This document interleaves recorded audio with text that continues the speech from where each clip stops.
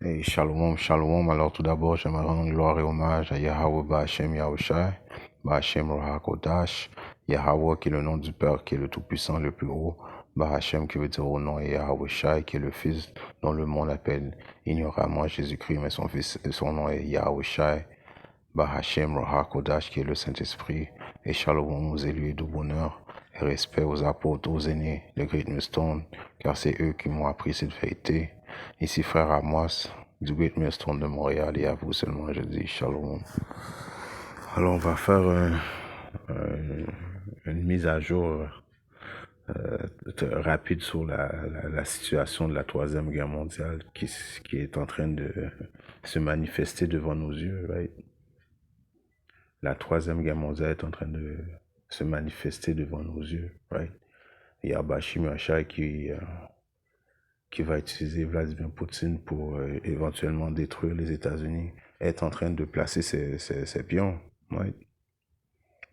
Après que Vladimir Poutine a déclaré officiellement, right, qui était une première dans l'histoire, right, que les Russes, même pendant la guerre froide, n'avaient pas déclaré officiellement que les États-Unis étaient leur ennemi. Pourtant, ils étaient leur ennemi. Mais là, Vladimir Poutine a déclaré officiellement que les États-Unis étaient leur ennemi. Right? Donc après avoir fait cela, il a mis de l'avant, right? Maintenant il est dans les mers cubaines, right? Plus précisément à Havane, right? Et on sait que le sol des Cubains est très proche des États-Unis, right? C'est vraiment stratégique. C'est Yabashi Macha qui est en train de placer ses pions, right? Et Vladimir Poutine, comme qu'il est écrit, on va voir dans cette leçon-là, c'est Yabashi Machai qui travaille. Right? Alors on va lire l'article. 4 navires russes dont un sous-marin nucléaire sont arrivés à Cuba. Donc quand tu arrives avec 4 navires de guerre et un sous-marin qui est nucléaire, c'est pas venu pour faire pêcher, right? Faire la pêche au thon, right? Non, tu es en train de te placer stratégiquement pour éventuellement euh, euh, faire la guerre, right? Et, ça fait un élément d'intimidation aussi, parce que j'ai vu un autre article qui disait que Joe Biden était en train de trembler. Joe Biden n'est pas un guerrier, right? On sait que Vladimir Poutine, les Russes sont des guerriers naturellement, right? Joe Biden, comme j'avais vu l'article, il a vraiment peur, right? Et Vladimir Poutine et les autres leaders internationaux ne respectent pas Joe Biden. Donc c'est l'intimidation et en plus c'est une déclaration de guerre officielle, right? Donc 4 navires russes dont un sous-marin nucléaire sont arrivés à Cuba, right? Précisément la Havane. Pour le porte-parole adjoint du Pentagone, l'arrivée de ces navires russes ne constitue pas une menace pour les États-Unis. Yeah, right. C'est toujours la même chose avec les Américains. Il n'y a rien qui peut les menacer. Pourtant, ils savent, ils ont vraiment peur présentement. Ils voient que les choses se font et c'est des déclarations officielles que Vladimir Poutine a fait. Mais les autres, ils vont encore essayer de calmer leur population en disant qu'il n'y a rien d'inquiétant, on a tout sous contrôle, mais pourtant, ils ont vraiment peur, right? Dont la côte la plus proche se trouve à environ 160 km de la capitale cubaine, right? 4 navires de la marine de guerre russe, dont un sous-marin à propulsion nucléaire, sont arrivés mercredi à Cuba pour une escale de 5 jours sur fond de tensions croissantes entre les États-Unis et la Russie. Peu après 10 heures locales, le sous-marin Kazan est entré dans la baie de la Havane, montrant une partie de son kiosque et de sa tourelle à côté de laquelle un drapeau cubain était visible. On a constaté des journalistes de la AFP 2 heures plus tôt, le pétrolier Bashim et le remorqueur Nikolai Shiker, décorés de couleurs blanc, bleu et rouge du drapeau russe, avaient été les premiers à entrer dans le port, suivis par la frégate Almirant Gochov. Donc c'était une stratégie militaire d'intimidation, right? Nous sommes dans les eaux près de chez vous. On peut vous attaquer quand on veut, right? Là, c'est un déploiement de force que Vladimir Poutine est en train de démontrer. Et ça, c'est toutes des choses qui sont reliées à les prophéties présentement, right? Si on va checker dans le livre de...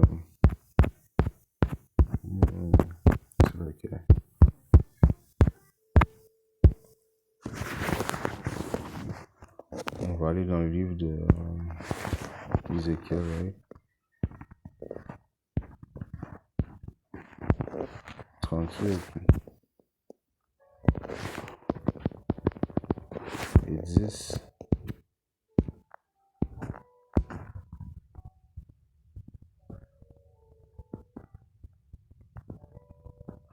Je commence à 9.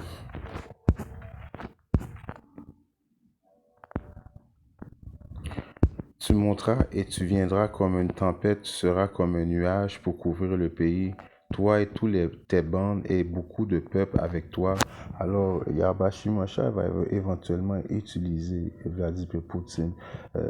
La Russie va être un big brother, right, pour les autres pays plus faibles, right? Alors éventuellement, la Russie avec les autres pays vont éventuellement envahir les États-Unis et par la suite vont détruire les États-Unis par les missiles nucléaires, right? Ainsi dit le Seigneur Dieu, il arrivera qu'à ce moment-là, des choses viendront à ton cerveau et tu penseras une mauvaise pensée.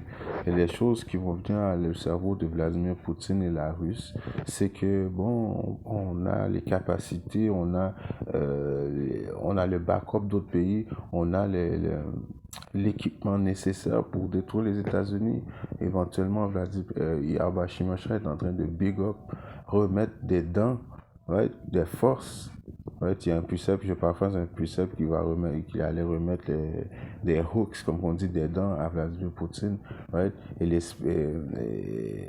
à ce moment-là viendra à ton cerveau une pensée mauvaise, c'est que oui, on va te détruire, éventuellement on va t'anéantir, right? C'est ça les pensées mauvaises que Yabashi Moshe va mettre dans la tête de Vladimir Poutine, right? Il va lui donner l'ancienne énergie de guerrier qu'ils avaient quand ils étaient l'URSS, right? Une mauvaise pensée va arriver, une pensée comme, oui, éventuellement, on va te détruire, right? Alors, on est en train d'assister, c'est prophétique, qu'est-ce qui se passe? On n'a jamais vu ça auparavant. Vladimir Poutine qui déclare officiellement les États-Unis étant un ennemi, right? Et maintenant, on les voit pas loin avec des navires de guerre et des sous-marins ils ont un sous-marin qui a la capacité d'envoyer des missiles nucléaires dans les mers cubaines qui sont vraiment pas trop loin des États-Unis. 160 km, c'est pas vraiment trop loin des États-Unis pour attaquer, right? Alors, on est en train d'assister vraiment à ça, right? Et plus que les jours vont avancer, plus que ça va s'intensifier. Pourquoi? À cause que c'est les volontés de Yahbashim Yahusha. Right? Alors on voit que les choses se passent.